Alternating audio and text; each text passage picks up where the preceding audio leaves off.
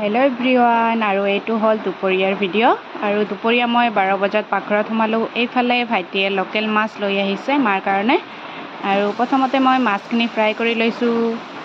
মাছ fry কৰি ল'ম মাৰ কাৰণে, যিহেতু আজি আমাৰ দুপৰীয়া হাঁহৰ মাংস আছে। গৰম বহুত, তথাপি আমি আজি হাঁহৰ মাংস খাম, হ'লেওতো খাব লাগিব, গৰম হ'লেও কোনো কথা নাই, খাম বাৰু। এই যে হাঁহৰ মাংসখিনি কাটি কুটি ৰেডি, আৰু এইফালে স্কোৱাছ আৰু আলু ফ্ৰাই কৰি লৈছোঁ মাংসত দিয়াৰ কাৰণে। স্কোৱাছ দিও খাবলৈ ভাল লাগে। এইফালে অকণমান হালধি দিছোঁ, নিমখ দিয়া নাই বাৰু, পিছত দিম একেলগে মাংসৰ লগত।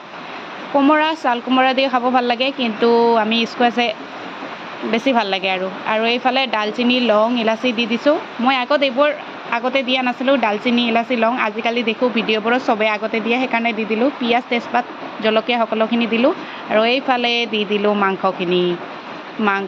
হাঁহটোত আজি বহুত তেল আছিল, সেইকাৰণে তেল বেছি দিয়া নাই, অলপহে দিছোঁ। এনেকৈ নিমখ দিলোঁ, নিমখ দি পেলাই ঢাকনিখন দি দিলোঁ। আৰু আজি বোলে চবে মিক্সিত নাখায়, শিলপাতাত বটি, আমাৰ ভাষাত শিলপতা বুলি কয়, আৰু শিলপাতাত বটি পেলাই এনেকৈ মই বনাই আছোঁ। ইমান যে গৰম, আৰু এইফালে শিলপতাখনত বটি মোৰ বহুত ভাগৰ লাগিছে।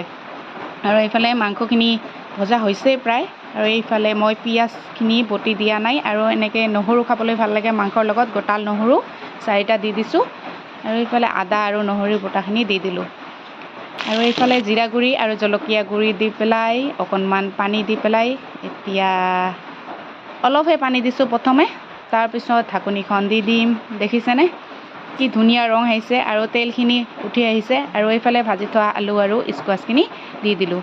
হাঁহৰ যিখিনি তেল সেইখিনি গোটেই ওলাইছে, অলপ তেল দিছোঁ, এইফালে চাওক কিমান তেল ওলাইছে, তেলতেই ডুবি গৈছে মাংসখিনি।